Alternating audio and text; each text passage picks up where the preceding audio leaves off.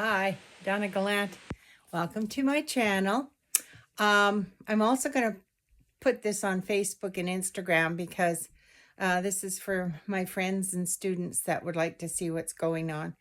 I'm going to be doing a journaling class in October. I think we'll be starting the beginning of October at CASA. So I just wanted to kind of go through a little bit of the stuff that I'm going to cover. I'm going to show you some of my journal books and the process I went through as I did them. This is just a short video, so it's not too detailed. Anyway, I hope you enjoy. Okay, here's just a quick view of some of the types of work I've done with journaling.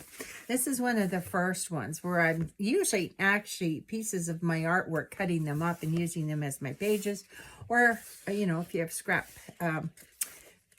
paint afterwards, you can just use it for a background. Anyway, this is one of the first ones that I did, assembled it, and you can write in it. You know, they're just amazing doing these collage or these journals.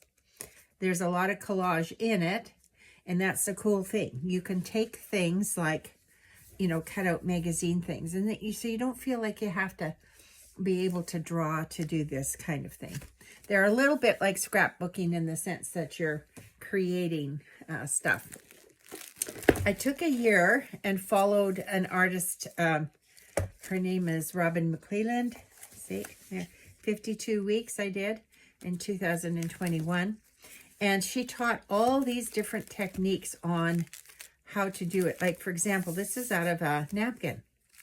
So there's just so many things she taught me. However, learning about journaling, I didn't know until later. See how fat that book is? You're supposed to take pages out of your journal book so you don't end up with a big fat book like this. So just one of those lessons you learn as you go along. Okay, another artist I worked with was Cat Hand. And every month she would give you these, what they call prompts, which are just ideas, and you would work with them. And this year, that 2022, she based a lot of it starting with a playing card. And so we did 12 months, and each one had a theme. So they were really great to do, and just learning different things. And then you would see what others would do. Okay, another one is you can also use, you don't have to use a book, you can use pages.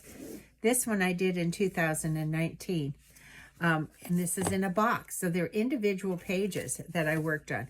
These are more to do with techniques than, like, they don't have words or anything. They're not really connected.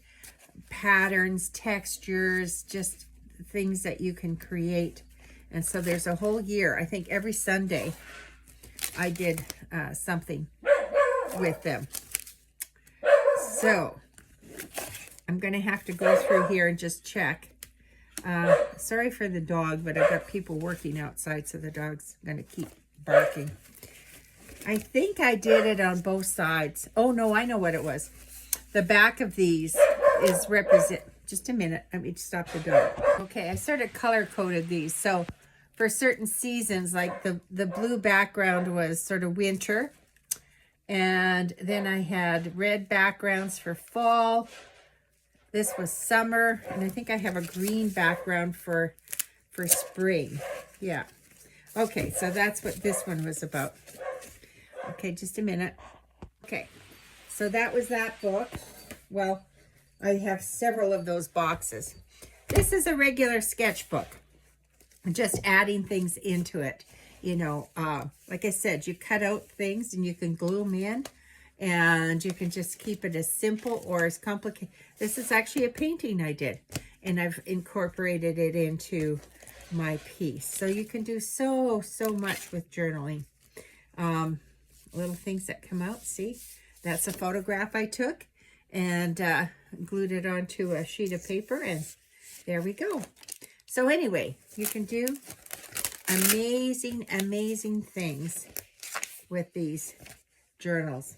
And they're just endless, you know, absolutely endless. This one is sort of an ongoing one. I still work on this one every once in a while. And when I work on these, you know, I'll do a page and then I'll go to another page and work on it. You know, this is a roller, off of a roller. There's a start of a background. Anyway, so that's kind of what that is. Here's another one I did with a group out of the UK. Again, every month they would give you prompts and you would try to incorporate that into your design.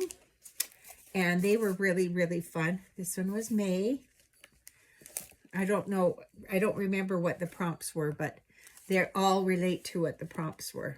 Again, another one of my pieces in here. So, don't feel you have to draw to do this. You can learn how to do it other ways.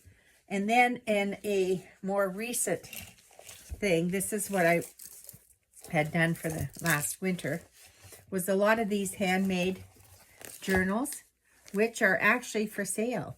You can actually, I can show you how to make them, but better yet, if you want your own, one of my pieces, you're more than welcome to purchase them.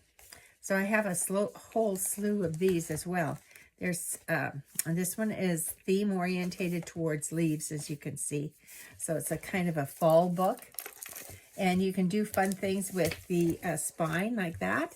This is all handmade. And I have a little one here that's a heart. Okay, there's a heart one. And so it has knicky-knacky things in here too that you know, things pull out and open up, you know, so you can write in there.